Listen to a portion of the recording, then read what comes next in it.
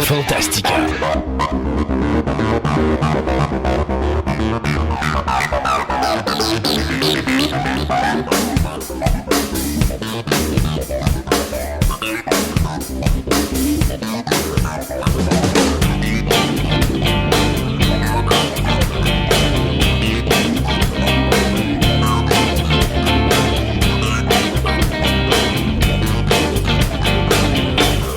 Bienvenue à vous tous à cette version abrégée de l'émission intitulée Fantastica.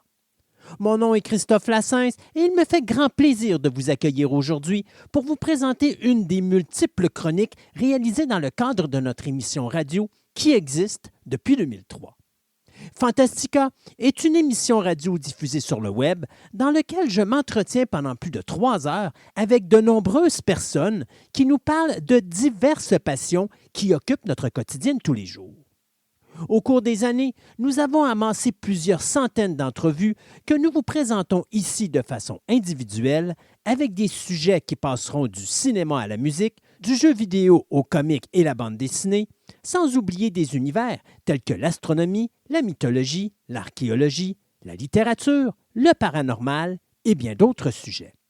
De plus, je vous présenterai également de multiples entrevues que j'ai réalisées avec diverses célébrités de différents milieux.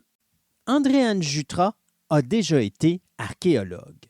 Et dans cette chronique, elle nous parle de la biographie d'un artefact, ou, si vous préférez, comment en apprendre plus sur un objet historique en l'étudiant de façon méticuleuse.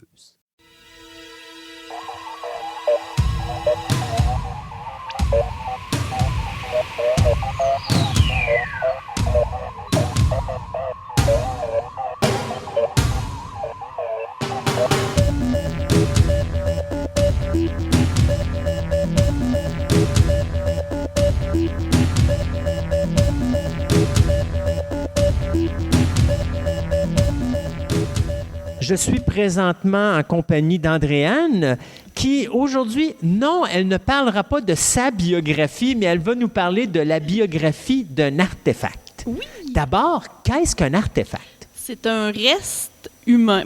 Non, je me reprends. C'est pas un reste d'un homme, mais c'est le reste de la technologie de l'homme. Quelque chose que l'homme a fabriqué, tout simplement, qu'on retrouve dans des fouilles archéologiques. D'accord. Donc, si on ramène à notre dernière chronique d'archéologie, à la toute fin, je parlais de mes fabuleuses cassettes 4 pistes. Ça fait partie d'un artefact. Exactement. Tout ce que l'homme fabrique fait partie d'un artefact, ou que l'homme a touché, ou que l'homme a été en contact avec. Parce que je parlais des écofacts dans l'autre, les graines, tout ça, on considère des écofacts, mais dans un contexte archéologique. OK. Donc, comment qu'on fait pour déterminer ou comment qu'on fait pour raconter la biographie d'un artefact? Ça, c'est quelque chose que j'aime beaucoup parce que c'est un peu ça dans quoi j'ai étudié le plus. Moi, c'était l'analyse lithique, donc l'analyse des restes de pierre, des outils en pierre. Donc, tu retrouves la biographie complète de cet artefact-là. Tu peux retrouver. C'est-à-dire, je vais nommer les différentes étapes, puis ensuite, je vais parler de ces étapes-là un petit peu plus en précision. Donc, première chose, acquisition des matériaux de base pour construire ton artefact. Ensuite, la fabrication. Pour construire ton artefact? Fabriquer. Là, OK, on recommence. Là, ce que tu me parles, là, c'est l'artefact. Comment l'artefact a été construit à l'origine? Comment que tu peux aller chercher toute l'information d'un artefact. En sachant où tu as acquis tes matériaux, tu sais où là, je vais parler préhistorique, admettons, là, les Amérindiens se sont déplacés pour aller chercher le matériel de base. Ou les échanges avec des peuples, ou donc aller acquérir la matière première. Donc, c'est vraiment la construction de l'artefact à l'origine et non pas, toi, tu refais la construction de l'artefact. OK, c'est beau. Ensuite, la fabrication. Comment est-ce que l'artefact a été fabriqué, évidemment? Son utilisation, son rejet et les effets des éléments naturels sur l'artefact rejeté. Parce que ça aussi, c'est important. Bon, récapitulons. Non, on efface tout ça. Acquisition des matériaux. Donc, je vais parler d'analyse lithique. On parlait des Amérindiens tantôt. Ça peut être, pour une poterie, ça peut être de n'importe quel type Pour ma cassette d'artefact. 4 pistes. C'est ça. Je suis tannant avec ma cassette 4 pistes. C'est un bon exemple. Mais là, les matériaux, par exemple, c'est plus complexe à aller trouver dans la nature. Ouais, OK. Donc, acquisition des matériaux. Quand tu veux construire pointe de flèche, ce que tout le monde connaît, tu as besoin de pierre, le matériau de base dans lequel est construit ton artefact. Il y a différents types d'analyses que j'ai parlé avant, que j'ai pas parlé, mais exemple, on peut faire des analyses sur la pierre pour connaître comment est-ce qu'elle est faite chimiquement. À partir de ça, on peut savoir d'où elle provient. Au Québec, on connaît quand même bien les différentes sources de matières premières, donc on peut savoir de où qu'elle vient. Tu as trouvé ton artefact au nord du lac Saint-Jean. Tu sais que c'est en cherte vert. C'est un type de pierre. La source, il y en a une à Québec. Bon. Est-ce que c'est parce que c'est des peuples nomades qui se déplaçaient puis qui ont été chercher la matière première à Québec? Et qui sont retournés. Et qui sont retournés là par la suite? Ou si c'est au niveau des réseaux d'échange, je te donne tel type de matière première, tu me donnes tel type de matière première. Avec d'autres études autour, on peut le savoir souvent. Okay. Puis tu sais, si entre Québec et le nord du lac Saint-Jean, on retrouve des restes de cette matière première-là, bien souvent, on a des bonnes idées que c'est les peuples qui se déplacent. Donc, savoir d'où vient la matière première est important. Maintenant, ensuite, il faut savoir comment est-ce qu'il a été fabriqué. C'est-à-dire, quand tu es sur ton site, tu trouves la pointe de flèche complète. Bon, si tu trouves juste ça, tu sais qu'il n'a pas été fabriqué là. Si tu trouves des petits morceaux d'éclat de pierre, parce que ça aussi, c'est important, ça nous donne des indices. Là, tu sais qu'elle a été façonnée, là, qu'elle a été fabriquée. Là. Tu trouves... Parce que généralement, quand tu as de la matière première, en pierre, exemple, l'extérieur, c'est le cortex qu'on appelle, ça, c'est vraiment... C'est ce que tu trouves, c'est ce que tu extrais du sol. Donc, si tu trouves des éclats avec du cortex, tu sais que la fabrication de ton outil a été faite de A à Z à cet endroit-là. Mais il y a des chances que ça a été fait là. Ben oui, si tu trouves parce que c'est impossible qu'il ait trimballé tout ça avec lui jusqu'à, mettons, si c'est à la chasse et qu'il soit servi de cette flèche-là. Si c'est de là, bien si c'est un site de chasse, bien, tout ce qu'on va trouver, exemple, c'est des tout petits éclats quand ta pointe peut être émoussée ou quand tu veux la rendre bien pointue, juste avant de partir à la chasse, tu fais les dernières retouches. Mais là, si tu trouves des plus gros éclats, tu trouves des cortex, bien, tu sais que c'est un endroit de fabrication. Et quand tu fabriques un outil, évidemment, tu as toute la chaîne opératoire de la fabrication. C'est-à-dire que là, pour connaître ça, c'est qu'il y a eu des gens qui ont fait des expérimentations aujourd'hui pour comprendre comment faire ça. Ils ont retrouvé la source, exemple à Québec, ils ont pris de la matière première, puis ils sont amusés à casser. Et là, ils se sont mis à étudier les restes. Et tu peux savoir je parle toujours de l'analyse lithique, si la pierre a été frappée avec une autre pierre, si elle a été frappée avec un andouillé de chevreuil, là, la corne, le bois du chevreuil, vraiment, de A à Z, comment est-ce que ça a été utilisé? Parce que tout dépendant de comment tu frappes sur la pierre, ça laisse des traces différentes. Donc, ton artefact va te donner des indices sur sa fabrication. Et puis là, tu peux voir, je ne sais pas, moi, sur ton site archéologique, tu retrouves tous les restes des éclats à un endroit. Bien, ça, tu peux faire ton analyse spatiale de ton site, dit que cette zone-là, c'était pour la pierre de la taille. Donc, ils ne mangeraient pas là. Ils ne jouaient pas là, les enfants. Ça te permet de bien identifier aussi les différents endroits à l'intérieur de ton site. Puis tu vois, tu dis ça, puis j'ai jamais cliqué là-dessus de dire que, mettons, tu sais, des fois, tu vas regarder, tu sais que tu as une tribu amérindienne qui chassait ou des choses comme ça, il y avait le village. Pour moi, dans ma tête, il s'installait à côté d'un endroit où il y avait ces ressources-là, mais non, des fois, il fallait qu'il aille. Non seulement il partait à la chasse, mais aussi il allait chercher des ressources premières parce qu'il y en avait besoin pour justement les armes, le linge pour tout. Quand on parlait de poterie, ça ne veut pas dire que le sol que tu as à côté d'où c'est du bon sol argileux pour pouvoir faire tes poteries. Des fois, il faut que tu ailles faire du commerce avec d'autres peuples amérindiens. Ou que toi, quand tu te déplaces, tu accumules des matières premières. Généralement, au niveau de l'analyse lithique, c'est rare qu'ils vont traîner des gros cocos de pierre là, pour faire. Généralement, ils vont le dégrosser, c'est-à-dire qu'ils vont enlever ce qui est sûr qu'ils n'utiliseront pas à l'endroit où est-ce qu'ils ont retrouvé la matière première pour que ça soit moins lourd à transporter. Mais ça peut arriver qu'il neige aussi. Tout dépend des types de peuples amérindiens, tout dépend d'un paquet de facteurs. Donc, la fabrication de ton outil aussi va dire, s'il frappe toujours avec des andouillés de cerf, de chevreuil ou peu importe, bien, il y en avait. Donc, tu peux savoir aussi les types d'animaux qu'il pouvait avoir. Puis, juste comprendre comment c'est fabriqué. Là. Tu sais qu'il faut que tu le mettes dans ta main de telle façon, que tu cognes de telle façon avec tel type d'outil. C'était-tu de la pression, c'était-tu de la percussion, tout ça. Ça nous sert en fait à comprendre les peuples. Une fois que c'est fabriqué, comment est-ce que c'est utilisé? Ça, c'est vraiment, vraiment le fun à étudier. Parce que tu dois avoir fait de l'expérimentation pour pouvoir le savoir. C'est-à-dire que là, tu as retrouvé ta source de matière première. Tu as gossé pour faire ta pointe de flèche ou ton grattoir. Et tu l'as testé. C'est-à-dire que tu as fait, mettons, 5 ou 6 types de grattoirs dans une sorte de matière première. Le premier, tu l'as utilisé pour gratter de la peau. Le deuxième, tu l'as utilisé pour couper du bleu. L'autre, tu l'as utilisé pour X. Et tu regardes au microscope. Et chaque type d'utilisation laisse des traces particulières, des petits arrachements. Enfin, quand tu utilises ton outil, il s'émousse, et en s'émoussant, il y a des micro-arrachements qui vont te donner des indices pour savoir il a été utilisé comment, ton outil.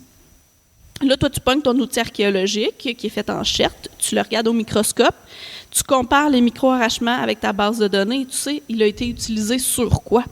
Donc, au début, on pouvait penser que tel type d'outil, ça servait à couper la viande. Puis finalement, c'est pas ça pantoute, ça sert à gratter la peau. Mais ça nous aide à comprendre la technologie qui était utilisée à l'époque. Et ça peut être fait dans... là, je parle du domaine lithique, mais c'est la même chose dans les autres domaines. Ensuite, le rejet. Pourquoi est-ce qu'il a été rejeté, ton outil? Tu le trouves, il est complet, il est super beau.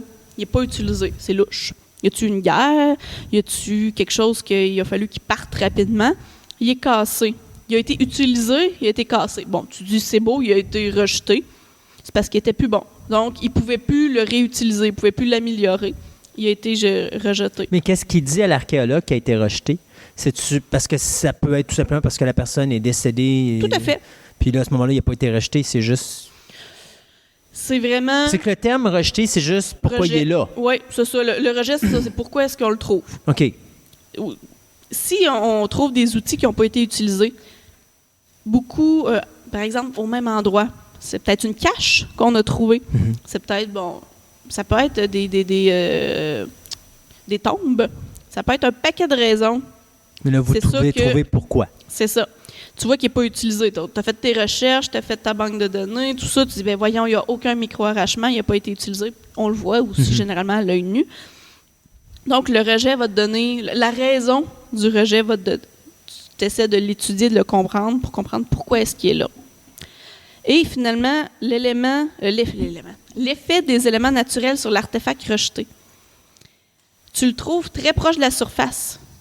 Il est comme frotté ou peu importe. Là, tu te dis, y a-tu des inondations? Y a-tu de l'eau? Y a-tu... la forme dans laquelle tu retrouves tes artefacts peuvent te donner des indices sur qu'est-ce qui s'est passé à cet endroit-là après qu'il ait été rejeté. Il est noirci. Est-ce qu'il aurait pu avoir un feu? Est-ce qu'il aurait pu... ça aurait pu être dans un foyer, comme je disais tantôt, qui rejetait les choses pas bonnes. Donc, on cherche à tirer 100% de l'information de le petit artefact que tu as trouvé. Juste ça vient de donner des indices sur où est-ce qu'il se déplaçait, à qui. On ne sait pas à qui parlait, mais est-ce qu'il faisait des échanges? Comment que c'était utilisé? Comment qu'ils chassaient? Comment leur technologie pour le fabriquer, c'était quoi?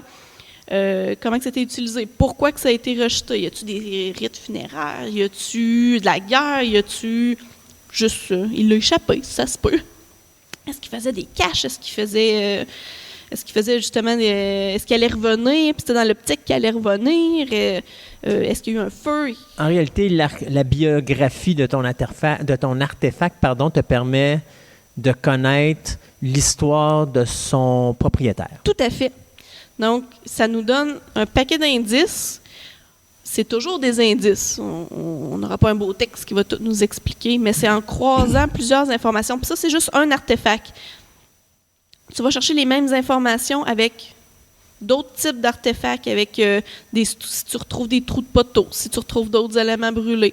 Puis tu croises tout ça ensemble, tu es capable de reconstituer la vie sur ton site archéologique. Comment est-ce qu'à l'époque, il était placé? Il dormait-tu là?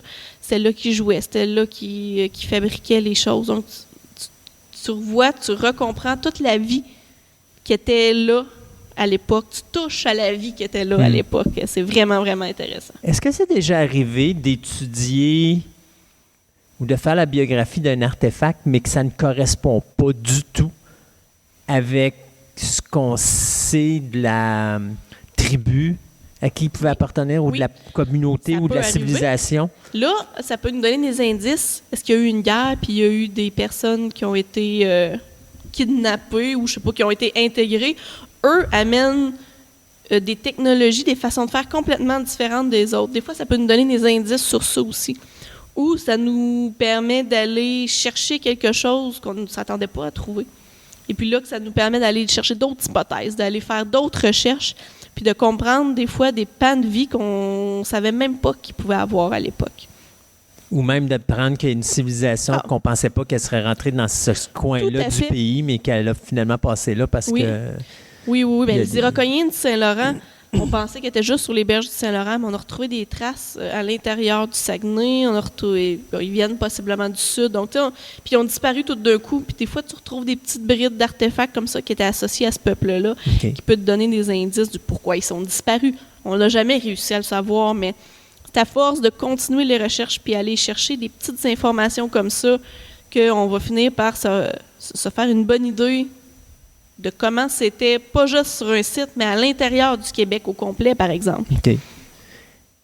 Dans la première chronique qu'on avait faite, on parlait de comment qu'on trouve un site d'archéologie. Oui. On parle d'une tribu amérindienne. Tantôt, c'est la tribu que tu parlais, c'était... Les Iroquoiens du Saint-Laurent, exemple. Alors, bon, comment vous faites pour aller cibler un endroit pour vraiment savoir que c'est là qu'ils étaient, puis donc on va creuser, comme on dit souvent en anglais, le X mark the spot, là. Sauf que là, vous n'avez pas un X qui marque l'endroit où vous devez creuser. Non. Quand tu es rendu dans le bois, quand tu es rendu dans les montagnes, c'est quoi qui va faire en sorte que l'archéologue va trouver un artefact? Parce que l'artefact qui n'est pas sur le dessus, il faut qu'il soit enterré quelque part, là, ou dans les grottes peut-être. Des fois, il remonte à la surface. C'est pour ça que je dis on va faire des inventaires de surface. Mais il remonte à cause de quoi? De l'eau? Phénomène de sol, pédologie, un animal est allé gratter, un arbre est tombé. Souvent, comme je disais, les arbres, là, ça fait tout. Tu arrives, tu vois beaucoup d'arbres, tu peux dire qu'il y a des foyers. Un arbre, à cause du vent, tombe, ça fait remonter des artefacts. Il peut y avoir un paquet d'indices, mais quand le spot est trop beau, tu dis, il ne peut pas ne pas s'être installé ici, c'est tellement parfait. Là, tu vas faire des sondages, tu vas fouiller. Tu trouves quelque chose, tu quadrilles ton site, tu essaies de trouver les limites, puis tu fouilles à des endroits stratégiques pour essayer de comprendre tout l'ensemble du site, pour essayer de trouver toutes les informations que le site peut te donner. Donc, à ce moment-là, est-ce qu'un artefact, la découverte d'un artefact, est-ce que ça arrive souvent qu'on découvre un artefact qui fait que ça donne le X en question pour dire aux gens, OK, c'est là qu'on doit... Le site Cartier-Roberval sur lequel j'ai travaillé à Québec est cherché depuis des centaines d'années, quasiment. Puis tout le monde se disait, le spot est trop beau. Il y en a même qui ont été faire des sondages. Là où nous, on a fouillé puis qu'on a trouvé, ils n'ont rien trouvé. Puis un archéologue que je connais qui a découvert l'artefact qui nous a permis d'aller là, M. Yves Chrétien, il a fouillé et il a trouvé un tesson de céramique. Et cette céramique-là était faite exactement à l'époque où Jacques Cartier est parti d'Europe. Puis sinon, qu'est-ce que ça va faire, là, cet artefact-là, tu sais? C'était ce type de céramique-là. Donc, il s'est dit, « Hey, je suis vraiment tombé dessus? » Ça fait des années, il y a même eu des campagnes, des sondages à cet endroit-là. Ils n'ont pas tombé dessus. Moi, je viens faire des sondages, je tombe dessus. Et à partir de là, il y a eu assez de subventions, il y a eu assez d'indices pour dire on va le faire, on va fouiller là. Si on ne trouve rien, au moins, ça va expliquer c'est pourquoi cette foutue céramique-là était là. Et on a trouvé un site exceptionnel. OK. Comme quoi, le site est parfait, tu es sûr, tu vas faire des sondages, tu ne trouves rien. Écoute, tout ce qu'ils trouvaient, c'était des mottes d'argile. Ils disaient qu'est-ce que c'est ça, des mottes d'argile? Qu'est-ce que ce sol-là a qu'est-ce qui a pu se passer? Mais rien qui ramenait ça à l'homme jusqu'à ce que ça soit trouvé. Par la suite, on a compris, l'argile était dans les murs. Quand ils ont brûlé le fort, l'argile a brûlé, a cuit. Donc, a fait des mottes d'argile. Ils retrouvaient ça partout sur le site. Ils se disaient, qu'est-ce que c'est ça? C'est un drôle de phénomène. Ils ne comprenaient pas. Mais c'est à force d'aller faire des recherches, à force de trouver, on a fini par comprendre. Mais c'est un tesson de céramique qui nous a fait trouver ce site-là. Qui a débloqué tout ça. Oui. Wow. C'est intéressant, c'est Mais fou. c'est sûr. Des grottes, ça doit être intéressant aussi à regarder parce que, surtout pour, je dirais peut-être pas les tribus amérindiennes, mais peut-être avant les tribus amérindiennes. Au Québec, il n'y en a pas tant que ça. Non. Je dis pas qu'il n'y en a pas. Au contraire, il y en a. Moi, je sais qu'en Abitibi, il y en a trouvé des grottes. On retrouve plus grand-chose. C'est-à-dire, si la grotte a été inondée, t'as aucune chance. Ou bien, c'est pas vrai. Quelqu'un trouve un artefact, qu'est-ce qu'il fait? Il faut qu'il appelle le ministère de la Culture ou un archéologue qui connaît. Bon, on ne connaît pas tout le monde des archéologues, mais il appelle le ministère pour déclarer qu'il a trouvé quelque chose. Si ça semble être très intéressant, le ministère peut envoyer un archéologue aller valider cet artefact-là et il va donner, si vraiment c'est quelque chose de marquant, d'important, il va donner un code Borden. Comme je disais, c'est le système pour donner des codes au site archéologique pour les retrouver sur la grande carte du Québec, pour dire il y a eu un site là, mais il n'a jamais été fouillé. Là, ils ont différentes façons de noter ça dans le système. Et puis la personne peut garder qu'est-ce qu'il a trouvé. Comme je disais, ça dépend si c'est sur son terrain ou non. Oui. Et il y a un paquet de choses. Mais tu sais, tu te promènes sur le bord de la rivière, tu trouves une pointe de flèche, tu la déclares, mais tu la gardes. Il n'y a pas personne qui va aller te l'enlever. OK. Sauf que, par exemple, quand il y a déclare, c'est ça, parce que des fois, les gens peuvent avoir peur et dire j'ai trouvé quelque chose, mais je ne vais pas le dire parce que. Ils ne verront jamais. T'appelles. T'appelles à partir mais de. Mais peut-être juste appeler quand même parce qu'il y a peut-être quelque chose de vraiment hyper important. C'est clair. C'est peut-être ça qui va nous donner l'indice. Comme je disais, on a retrouvé un site unique en Amérique du Nord à partir d'un tesson de céramique. Donc, une pointe de flèche peut nous donner des indices qu'on ne s'attendait pas à avoir pour trouver un site. Quelqu'un appelle, il a trouvé ça, c'est beau, il va aller. Souvent, un archéologue va aller faire une inspection visuelle à l'endroit. La personne n'est même pas obligée d'aller voir l'archéologue. Ça va lui donner la pointe de flèche parce que ça ne l'intéresse pas. Parfait, elle va être conservée. Mais c'est important de déclarer qu'est-ce qui est trouvé. Personne ne va aller te chicaner et t'arrêter. Là. Andréane, merci beaucoup. Ça me fait plaisir.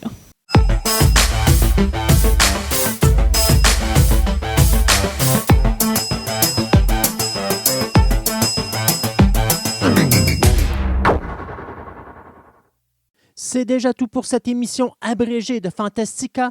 Si vous désirez nous suivre, vous pouvez écouter notre programme de 3 heures qui est diffusé une fois ou 2 semaines, et ce, en vous inscrivant gratuitement à notre page Facebook de Fantastica Radio Web afin de connaître les dates de diffusion des nouvelles émissions. De plus, il vous est possible de vous rendre sur notre site web au www.fantasticaradioweb.com, Fantastica avec un K, afin d'obtenir plus d'informations sur cette émission, mais également sur mon podcast Programme Double, dans lequel je vous parle de la création de divers films qui ont marqué l'histoire du cinéma. Je vous remercie de votre écoute et je vous invite à nous rejoindre de nouveau ici même afin d'écouter notre prochaine édition abrégée de Fantastica.